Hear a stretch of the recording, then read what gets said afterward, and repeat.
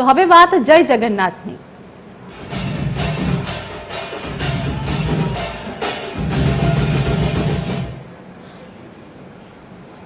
તો અમદાવાદમાં 149મી રથયાત્રાની પૂરજોશમાં તૈયારીઓ જોવા મળી રહી છે। ભગવાન જગન્નાથની રથયાત્રા પૂર્વે મેગા ફ્લેગ માર્ચનું પણ આયોજન કરવામાં આવ્યું છે, જેમાં ડીવાયસીએમ હર્ષ સંઘવીની હાજરીમાં મેગા ફ્લેગ માર્ચનું આયોજન કરવામાં આવ્યું।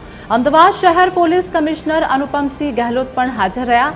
રથયાત્રા શાંતિપૂર્ણ માહોલમાં પૂર્ણ કરવા તંત્ર સજ્જ જોવા મળી રહ્યું છે। સમગ્ર રૂટ પર ડીવાયસીએમ હર્ષ સંઘવી સુરક્ષા વ્યવસ્થાનું નિરીક્ષણ પણ કરશે।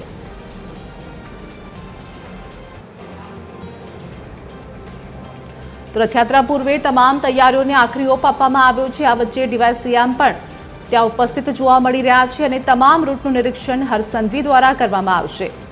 ચુસ્ત સુરક્ષા બંદોબસ્ત વચ્ચે રથયાત્રાનું જે આયોજન કરવામાં આવ્યું છે તેને લઈને અત્યારે હાલ રિહર્સલ ચાલી રહી છે અને આ દરમિયાન હર્ષ સંઘવી પણ ત્યાં તમામ રૂટનું નિરીક્ષણ કરવા પહોંચવાના છે।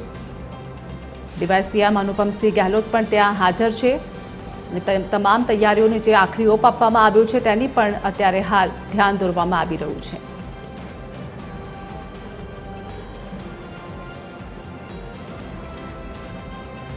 આજ મુદ્દે મારી સાથે સંવાદદાતા ભાવેશસિંહ રાજપૂત જોડાઈ ગયા છે। ભાવેશ, અત્યારે હાલ રથયાત્રાની પૂરજોશમાં તૈયારીઓ ચાલી રહી છે। રિહર્સલ માટે અત્યારે જે તમામ આખરી ઓપ આપી દેવામાં આવ્યો છે, રિહર્સલ પણ ચાલી રહી છે અને આ દરમિયાન હર્ષ સંઘવી ત્યાં પહોંચવાના છે તમામ રૂટનું નિરીક્ષણ કરવા માટે। શું વધુ અપડેટ છે?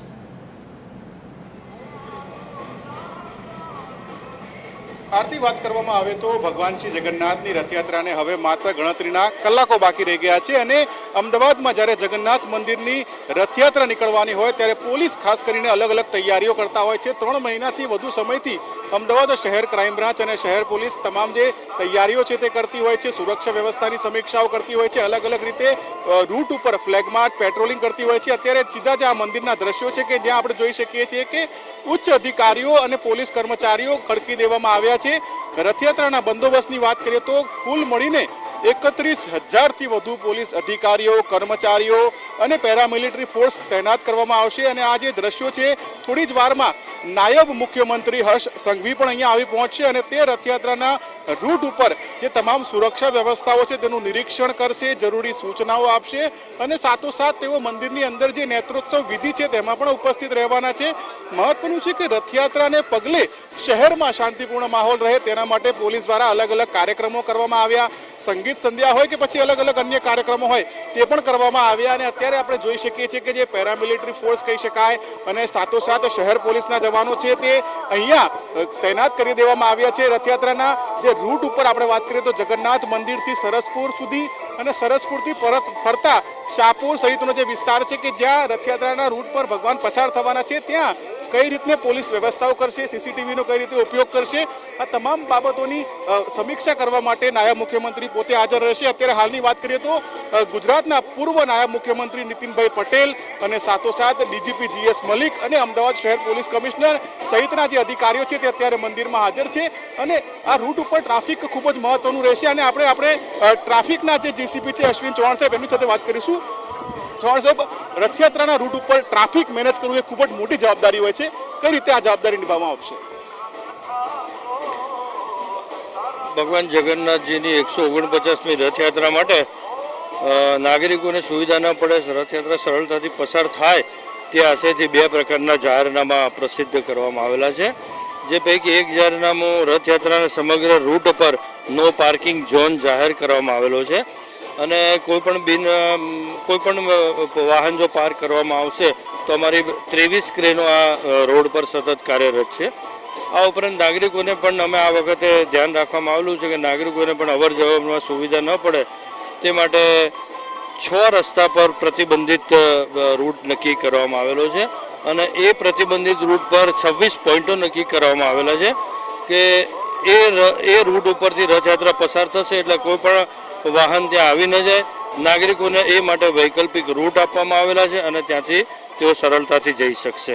આ ઉપરાંત ઇમરજન્સી વાહનોને ગ્રીન કોરિડોર આપવાની સૂચના પણ ટ્રાફિક પોલીસને આપવામાં આવેલી છે તથા એસટી સ્ટેન્ડ અને રેલવે સ્ટેશન પર જતા મુસાફરો માટે પણ અલાયદી વ્યવસ્થા કરવામાં આવેલી છે।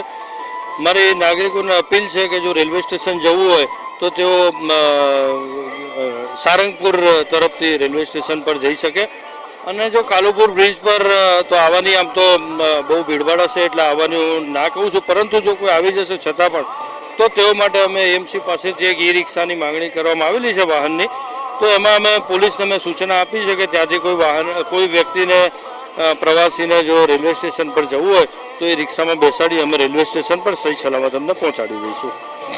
ભક્તો દર્શન કરવા માટે આવશે તેમને દર્શન સરળતાથી થાય અને ટ્રાફિકની સમસ્યા ન થાય, લોકોને શું મેસેજ આપશો?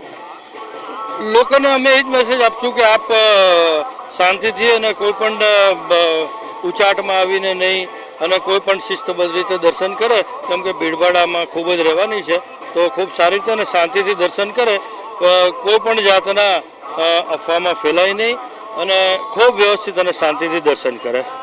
ટ્રાફિક પોલીસના કેટલા કર્મચારીઓ, અધિકારીઓ, ટીઆરબી કેટલા તેને કહેવાના છે? ટ્રાફિક પોલીસનો મારો સમગ્ર સ્ટાફ આ બંદોબસ્તમાં છે. એમાં એક જેસીપી, 2 ડીસીપી છે, ઉપરાંત 18 પીઆઈ છે, 30 પીએસઆઈ છે અને લગભગ 801 જેટલી ટ્રાફિક પોલીસ બંદોબસ્તમાં છે. આભાર સર.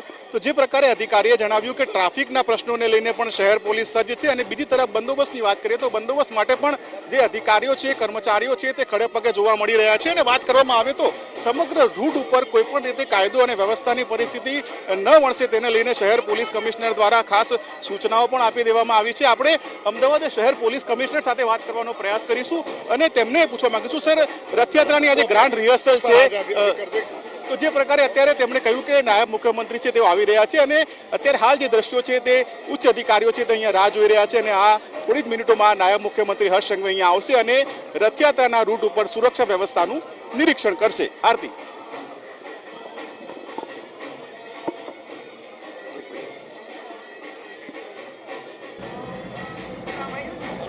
જી આભાર ભાવેશ આપનો અમારી સાથે જોડાયા અને સમગ્ર માહિતી આપી તે બદલ.